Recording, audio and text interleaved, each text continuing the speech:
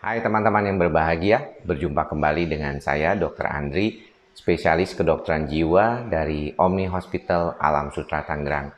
Di kesempatan kali ini, saya ingin sedikit berbincang tentang masalah psikosomatik. Ya, psikosomatik ini adalah suatu keadaan adanya gejala fisik yang diakibatkan karena faktor kerja psikologis di otak. Dalam hal ini berkaitan dengan sistem saraf otonom yang nantinya akan berkaitan dengan banyak sistem organ di tubuh kita.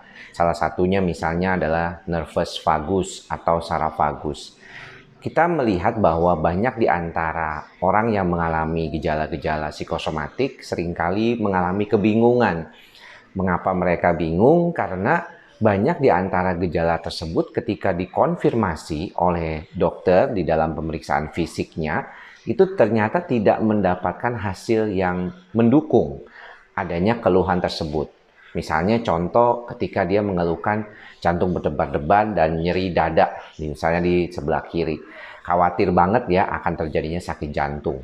Tetapi ketika diperiksa, ternyata hasilnya tidak masalah. Semuanya dalam kondisi yang cukup normal, cukup baik-baik saja. Dan orang suka bertanya, apa yang menyebabkan bisa terjadinya gejala tersebut? Kemudian misalnya juga ada gejala yang misalnya berkaitan dengan sesak napas. Yang kemarin di dalam video sebelumnya sudah saya jelaskan. Banyak juga orang bertanya, mengapa kok bisa tuh terjadi gejala sesak napas padahal orang tersebut tidak mengalami adanya kerusakan di paru-parunya.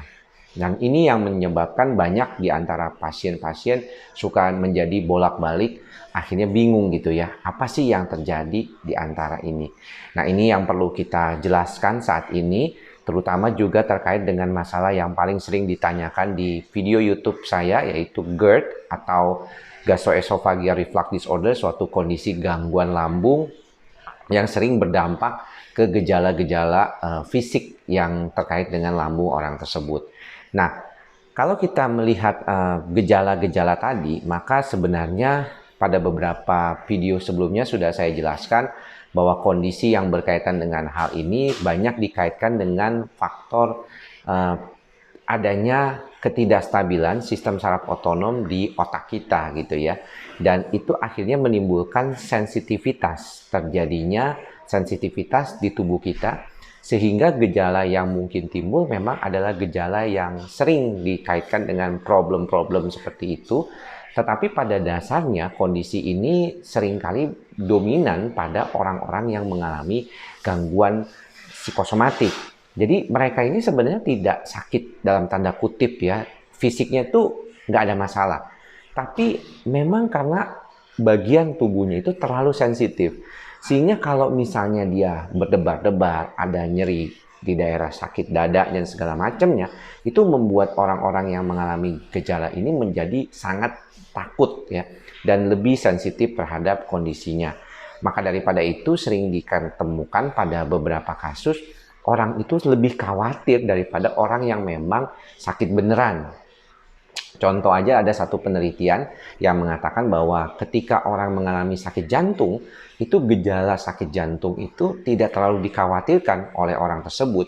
Tetapi oleh orang yang mengalami gangguan cemas panik, biasanya terjadi masalah berkaitan dengan keadaan hal tersebut.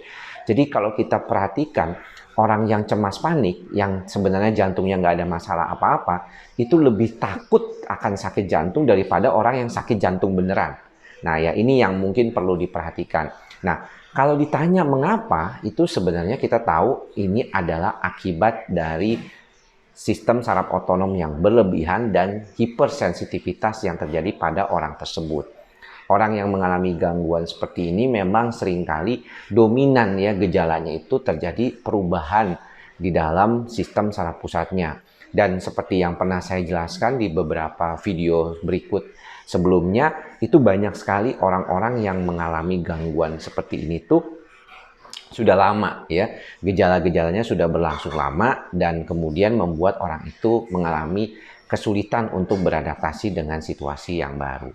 Nah, ini yang menjadikan banyaknya keluhan-keluhan fisik yang berkaitan dengan psikosomatik itu seringkali menjadikan orang tersebut bolak-balik ke dokter, belanja dokter atau dokter shopping ya, artinya itu membuat mereka sendiri jadi bingung gitu, menjadi depresi.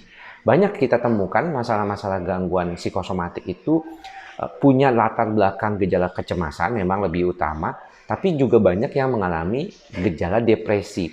Kenapa? Karena selain daripada memang sistem serotoninnya berpengaruh, itu juga berkaitan dengan adanya pikiran-pikiran kekhawatiran yang sangat berlebihan sampai akhirnya putus asa karena kondisi tubuhnya itu tidak lagi bisa responsif terhadap situasi-situasi yang sebenarnya.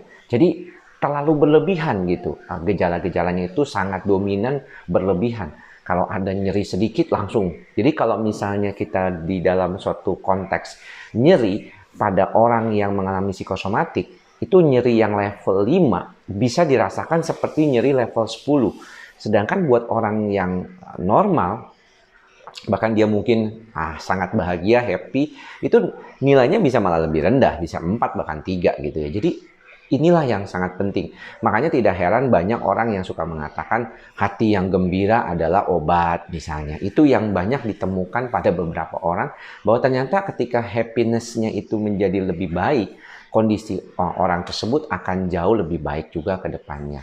Nah, beberapa tips memang yang disarankan untuk pasien-pasien yang mengalami gangguan seperti ini adalah jangan terlalu banyak membuka website atau googling tentang gejala penyakit ya, karena semakin dia sering menggoogling atau mencari-cari gejala penyakitnya tersebut, maka situasi otaknya itu akan menyimpan, sistem saraf pusatnya itu akan menyimpan di dalam otaknya situasi-situasi yang berkaitan dengan keadaannya, yang berkaitan dengan gejala-gejala penyakit tersebut. Jadi tidak heran kalau misalnya nanti orang itu malah melakukan pemeriksaan karena memang disarankan oleh dari apa yang dia baca itu, karena dia bilang, oh gejala seperti ini tuh harusnya begini, gejala ini harusnya diginiin gitu, dan dia semakin menancap gitu ya, karena memorinya itu terkait dengan kecemasan itu makin lama makin tambah,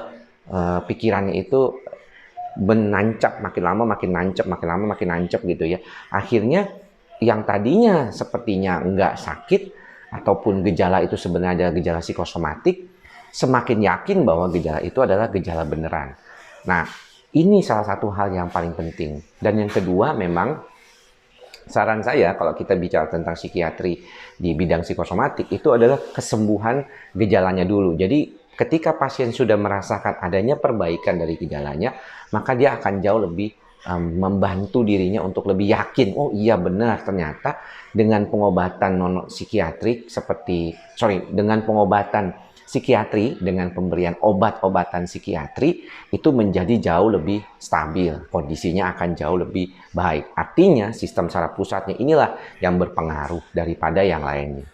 Demikian apa yang bisa saya sampaikan, dan buat teman-teman yang belum subscribe, silahkan subscribe di channel YouTube ini, karena ternyata banyak yang memang belum pernah subscribe dan ini pertama kali teman-teman menonton. Banyak video-video lain yang berkaitan dengan gejala ini dan direkomendasikan oleh YouTube ketika Anda menonton video saya ini. Demikian apa yang bisa saya sampaikan, sampai bertemu lagi di lain kesempatan, tetap menjaga sehat ke jiwa dan raga kita. Salam sehat jiwa. Bye-bye.